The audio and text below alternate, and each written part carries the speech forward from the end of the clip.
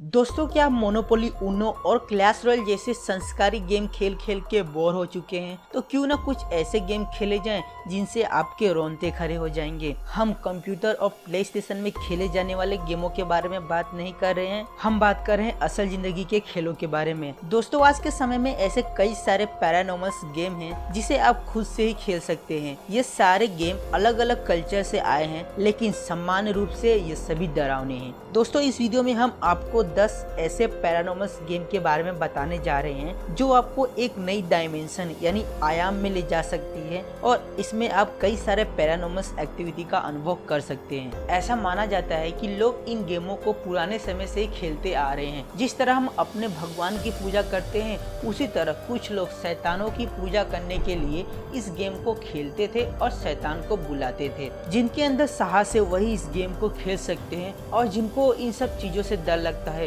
वो तो इससे दूर ही रहें। तो चलिए अपने लिस्ट की तरफ बढ़ते हैं। दोस्तों, हमारे लिस्ट में 10वें नंबर पे है एलिवेटर टू अनदर वर्ल्ड। दरअसल ये गेम कोरिया से निकला है और ऐसा माना जाता है कि यह आपको लिफ्ट के माध्यम से एक अलग दुनिया में लेकर जाती है। आपको बस इतना करना है कि कम से कम 10 मंजिल वाली बिल्डिंग ढूंढिए जिसके अंदर लिफ्ट हो। गेम शुरू करने से पहले इतना पता कर लीजिए कि आपके सिवा कोई और तो लिफ्ट नहीं यूज कर रहा है। एक बार लिफ्ट के अंदर जाने के बाद आपको 4, 2, 6, 2, 10, 5 फ्लोर पर एक के बाद एक जाना है और 5वीं मंजिल पर एक महिला प्रवेश करेगी, लेकिन आपको उसे कभी देखना नहीं है, ना ही उससे कभी बात करना है। बाद में पहली मंजिल के लिए आप बटन दबाएंगे, लेकिन इस जगह पहली बार लिफ्ट नीचे जाने की वजह 10वीं मंजिल पर चढ़ना शुरू कर देगी। जब आप 10वीं मंजिल पर पहुंचेंगे तो आप एक अलग दुनिया में होंगे। इस दुनिया का पता करने के लिए आप लिफ्ट के नीचे उतर सकते हैं। महिला पूछेगी तुम कहाँ जा रहे हो, लेकिन आपको उसका जवाब नहीं देना है। घूमने के बाद आप उसी लिफ्ट में फिर से जाके वही रिपीट करिए, यानी 4, 2, 6, 2, 10, 5 फ्लोरों पर एक के बाद एक जाइए। इस तरह आप अपनी दुनिया में वापस आ सकते हैं। यदि आप खेल के दौरान बाहर निकलते हैं तो आप शायद अपने आप को अपने घर के अंदर जागते हुए पाएंगे, लेकिन चारों ओर ध्यान से देख लीजिए क्योंकि अब ये पहले वाला घर नहीं रहा। दारुमासा यह बाद गेम, इसकी शुरुआत जापान से हुई है। इस गेम के अंदर आपको एक भूत को बुलाना होता है जो पूरे दिन आपका पीछा करेगा और आपको पकड़ने की कोशिश करेगा। भूत को बुलाने के लिए सोने से पहले आप अपने बाथरूम में जाएं और अपने सारे कपड़े उतार दें, टब को पानी से भर दें और सारे लाइट को ऑफ कर दें। अभी आप टब के अंदर चढ़िए और खुद को नल के सामने रखिए। अपने आँखों को बंद करके दारुमासा गिर गई शब्द को जाप करते हुए अपने बालों को धोना शुरू करें। थोड़ी देर बाद आपको एक जापानी औरत की मानसिक छवि दिखाई देगी जो बाथटब के सामने होगी। जब तक आप अपने बालों को धोना खत्म नहीं कर लेते तब तक मंत्र बोलते रहिए। एक बार जब आप अपने आसपास किसी के होने का उपस्थित महसूस करें, जोर से पूछिए तुम बाथरूम में क्यों गिर गई थी। जवाब का इंतजार ना करें और अपने आंखें बंद रखें। सावधानी से खड़े हो जाएं और टॉवल लेके बाथरूम से निकलकर दरवाजा बंद कर दें। उस नहाए हुए पानी को रात भर छोड़ दें और थोड़ी देर सो ले, क्योंकि असली गेम तो कल से शुरू होगा। आपको आपके आसपास किसी के होने का महसूस होगा। आपको ऐसा लगेगा कि वह आपका पीछा कर रहा है। उसके और अपने बीच में कुछ दूरी बनाए रखें और आपको पकड़ने ना दें। उसे पकड़ने के लिए अपने दाएं कंधे पर नजर डालें और अपने हाथ से कराटे चॉपिंग गति करते हुए कितना चिल्लाएं। यदि आप इसे सही तरीके से नहीं करते हैं या फिर आधी रात तक उसे पकड़ने में नाकामयाब रहते हैं तो उम्मीद है कि वह आपको आपके सपनों में फॉलो करेगी। 8वें नंबर पे है थ्री किंग्स। ऐसा कहा जाता है कि यह खिलाड़ी को एक नए आयाम यानी डायमेंशन में पहुंचा देता है। इसे खेलने के लिए आपको एक बड़े कमरे की जरूरत होगी, यानी कि कोई ऐसा बेसमेंट जिसके अंदर पूरी तरह से अंधेरा हो, और इसके अलावा आपको एक पैकेट मोमबत्ती, 2 बड़े कांच, 3 कुर्सियां और आपके बचपन की कोई चीजों की जरूरत होगी। अगर आपने सब कुछ सेट कर लिया है तो बेसमेंट का दरवाजा खुला छोड़ दीजिए और अपने बेडरूम में चले जाइए और अपने अलार्म क्लॉक में ठीक 3:30 बजे का अलार्म सेट कर दे। अगर अलार्म ठीक 3:30 बजे बजता है तो उठकर बेसमेंट में चले जाइए और चेक करिए कि सारी चीजें तो ठीक हैं। अगर सारी चीजें ठीक हैं तो आप गेम को शुरू कर सकते हैं। आपको अपने हाथ में जलता हुआ कैंडल लेकर ठीक 3:30 बजे आपकी जगह पर बैठ जाना है। कैंडल को किसी भी तरह बुझने ना दें। एक बार आप बैठ जाएं तो सीधे अंधेरे में देखें, मिरर में, और कैंडल को गलती से भी ना देखें। इस जगह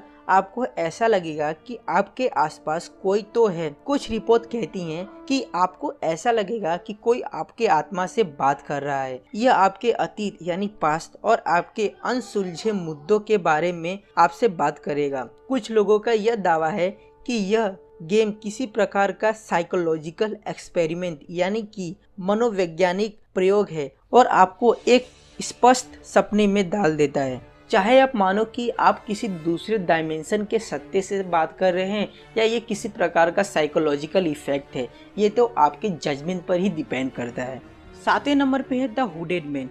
जैसे लिफ्ट गेम हमें दूसरे दुनिया में लेकर जा सकता है, उसी तरह ये हुडेड मैन गेम भी हमें दूसरे दुनिया में लेकर जा सकता है। खेल शुरू करने से पहले आपको कुछ काम करना पड़ता है, जैसे कि रस्सी को जलाना और आपके सामने वाले दरवाजे पर नमक फैलाना। रात के समय उस कमरे में जाइए जिसमें टेलीफोन हो। पूरे डिटेल में इंफॉर्मेशन आपको इंटरनेट पे कहीं भी मिल जाएगी, लेकिन बेसिकली आपको टैक्सी के लिए कॉल करना है। अगर आप इसमें सफल हो जाते हैं तो आप देखेंगे कि आपके घर के बाहर एक ब्लैक कलर की टैक्सी पार्क होगी। घर से बाहर निकलिए और टैक्सी के पिछले वाले सीट पर चढ़ जाइए। आपके पीछे वाले दरवाजे को लॉक कर दीजिए और सो जाइए। अगर आप जागते हो और आप अपने घड़ी में देखते हो तो आप देखेंगे कि ठीक 3:30 बज रहे होंगे। आप दूसरी बार फिर से सो जाइए। अब आप जागेंगे तो आप देखेंगे कि आप एक अनजान हाईवे पर होंगे और हुडेड मैन पहिए के पीछे होगा। कुछ रिपोर्ट ऐसा कहती हैं कि कुछ पैसेंजर अंदर आएंगे और आपके साथ बैठेंगे, लेकिन आपको उन पर ध्यान नहीं देना है। अगर राइड करके आपका मन भर गया हो और आप अपनी दुनिया में वापस आना चाहते हो तो हुडेड मैन के कानों की तरफ झुक के उसके कानों में फुसफुसाएं, I have reached my destination. उसके बाद आप अपने आप ही सो जाओगे और जब आप जागोगे तो आप अपने आप को अपने कमरे में पाओगे। फिर आपको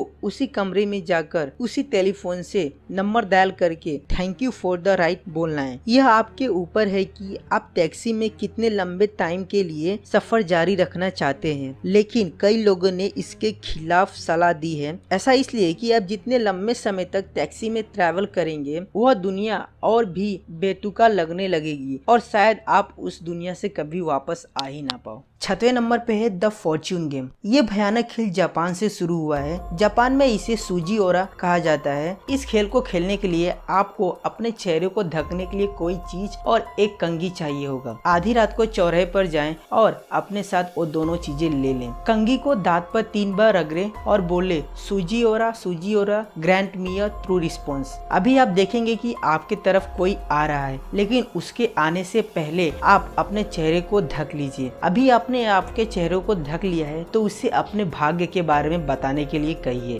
5वें नंबर पे हमारे पास है द क्लोसेट गेम।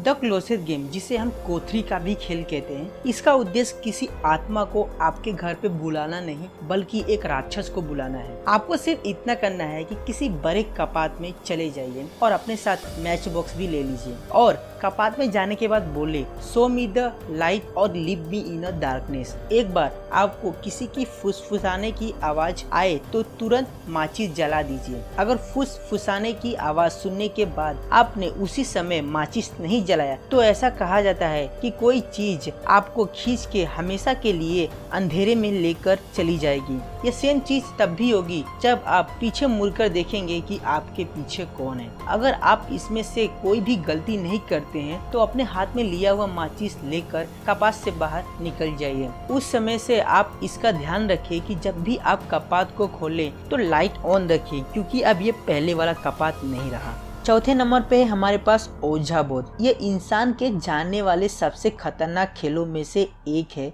हालांकि लोगों को कभी कभी पता नहीं चलता कि यह गेम कितना खतरनाक है। ओझा बोध का उपयोग हम दूसरे आत्मा से जुड़ने के लिए करते हैं और किसी भी तरह राक्षस इस बोध का उपयोग हमारी दुनिया में प्रवेश करने के लिए करते हैं और बोध के साथ खेलने वाले व्यक्ति का और उसके घर का पीछा करते हैं। रिसर्चर्स ने ओझा भूत के खतरे के बारे में लोगों को चेतावनी दी है, क्योंकि उन्हें पता है कि वह किसी डायमेंशन को हमारी दुनिया के साथ जोड़ रहे हैं। वे कहते हैं कि अगर लोग ओझा भूत खेल रहे हैं तो उन्हें उसके सारे नियमों का पालन करना चाहिए। अगर वे उस आत्मा से मोमबत्ती बुझाने के लिए या फिर उसके यहाँ पे होने का सबूत मांग रहे हैं तो आप उसे अपनी दुनिया में प्रवेश करने की अनुमति दे रहे हैं। ये ऐसी चीज है कि कोई भी नहीं चाहेगा कि ऐसा हो, क्योंकि हमें पता ही नहीं कि वो किस प्रकार का प्रेत या आत्मा है। अगर आप ओझा भूत खेलते हैं तो सावधान रहे कि आप किससे बात कर रहे हैं और आप किस प्रकार के क्वेश्चन पूछ रहे हैं। और सबसे महत्वपूर्ण बात, जब आप खेल लें तो गुड बाय बोलना ना भूलें। अगर आपने ऐसा नहीं करा तो गेट खुला ही रह जाएगा और आप किसी प्रकार के आत्मा को अपने दुनिया में निमंत्रण दे रहे हैं। तीसरे नंबर पे है one man hide and seek. इस गेम को खेलते समय आपको एक आत्मा के साथ लुका छुपी खेलना होगा जिसके पास एक बच्चे की गुड़िया होगी और आपको उससे तलाश करना होगा। इस गेम को खेलने के लिए आपको एक बेबी डॉल चाहिए होगा। एक बार बेबी डॉल मिलने के बाद उसके अंदर की सारी चीजें निकाल दे और उसको कच्चे चावल से भर दे और उसके अंदर अपने नाखून या अपने कुछ बाल रख दे। गुड़िया को बंद करने के लिए आपको लाल धागे को एक साथ जोड़ना होगा और फिर गुड़िया के चारों ओर लाल धागे को लपेटना होगा। अगली चीज जो आपको करने की जरूरत है वह यह कि गुड़िया को किसी भी नाम का नाम दे देना है जो आपको अच्छा लगता हो। उसके बाद गुड़िया को बाथटब या टोकरी में छोड़ दें जो पानी से भरा हुआ है। गुड़िया को पानी में डालने के बाद आपको अपने घर के चारों ओर जाने की जरूरत है। सभी लाइट बंद कर दें। नमक के पानी के साथ अपने मुंह भर लें और जहां आपने गुड़िया छोड़ी होगी वहां लौट जाएं। हालांकि हम आपको चेतावनी दे रहे हैं कि गुड़िया वहां नहीं होगी जहां आपने उसे छोड़ा है। यदि यह तब में नहीं है तो आपको जाना होगा और इसकी तलाश करनी होगी और जब आपको गुड़िया मिल जाए तो आपको उस पर नमक पानी डालना होगा और फिर इसे जला देना होगा। इसके बाद आपको अपने घर में छुपना होगा और इंतजार करना होगा। जिन लोगों ने ये गेम खेला है उनका कहना है कि आपको ज़्यादा समय तक इंतजार नहीं करना है, क्योंकि आपको जल्द ही पता चलेगा कि कोई आपके घर में आपकी तलाश कर रहा है। दूसरे नंबर पे है द आंसर मैन। इस गेम को खेलने के लिए आपको 10 लोगों की जरूरत होगी जिसमें आप भी शामिल होंगे। सभी लोगों को एक सर्कल में इकट्ठा होना है। उसके बाद सभी लोगों को अपने अपने फोन निकालना है और उसके लेफ्ट साइड वाले को फोन करना है। आप में से कई लोगों का सिग्नल बिजी बताएगा। जाहिर सी बात है, इतने लोग एक साथ फोन करेंगे तो सिग्नल तो बिजी बताएगा ही, लेकिन उसमें से एक व्यक्ति होगा जिसका जवाब आंसर मैन देगा। जिस व्यक्ति के कॉल का जवाब आंसर मैन देगा वही उससे क्वेश्चन पूछ सकता है, लेकिन आपके हर एक क्वेश्चन के बदले वह आपसे एक क्वेश्चन पूछेगा। अगर आपका आंसर उसे पसंद नहीं आया तो कुछ बुरा हो सकता है। पहले नंबर पे है द मिडनाइट गेम। यह गेम हर पैरानॉर्मल गेम के लिस्ट में पहले नंबर पर होता है। अगर आप दूसरे पैरानॉर्मल गेम खेलकर बोर हो चुके हैं और कुछ चैलेंजिंग ट्राई करना चाहते हैं तो शायद यह गेम आपके लिए ही है। द मिडनाइट गेम के बारे में यह माना जाता है कि यह उन लोगों को पनिशमेंट देता है जो धर्म का पालन नहीं करते हैं।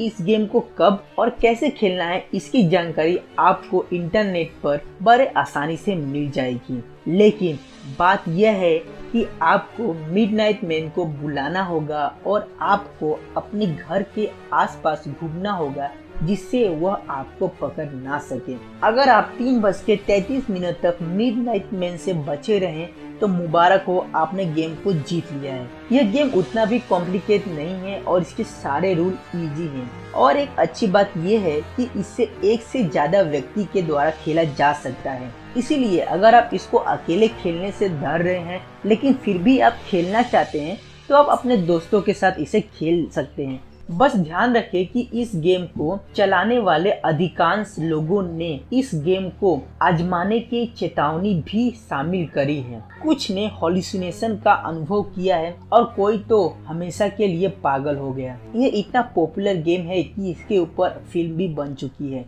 दोस्तों, ये थी 10 ऐसे पैरानॉर्मस गेम जिन्हें आपको कभी भी खेलने नहीं चाहिए। ये सारी इंफॉर्मेशन इंटरनेट से ली गई है, तो हम आपको इस तरह का किसी भी खेल खेलने की सलाह नहीं देंगे। मैं मानता हूँ कि आज के समय में कई लोग भूत प्रेत पर विश्वास नहीं करते, फिर भी हमारी यही सलाह रहेगी कि आप इन सब गेमों से दूरी रहें। अगर आप खेलते भी हैं तो इसको हल्के में ना लें। और दोस्तों, क्या आपने कभी ऐसा गेम खेला है या फिर आपके किसी दोस्त ने, तो आपका या उसका क्या एक्सपीरियंस रहा हो, नीचे कमेंट बॉक्स से आप हम सबको इसके बारे में बता सकते हैं। और वीडियो थोड़ा भी इंटरेस्टिंग लगा हो तो लाइक कर देना और शेयर करना, ताकि दूसरे लोग को भी इसके बारे में पता चले। और लास्ट चीज, चैनल को सब्सक्राइब कर देना ताकि अगली वीडियो जो मैं डालूं उसकी नोटिफिकेशन आपको सबसे पहले मिल जाए। तब तक के लिए गुड बाय।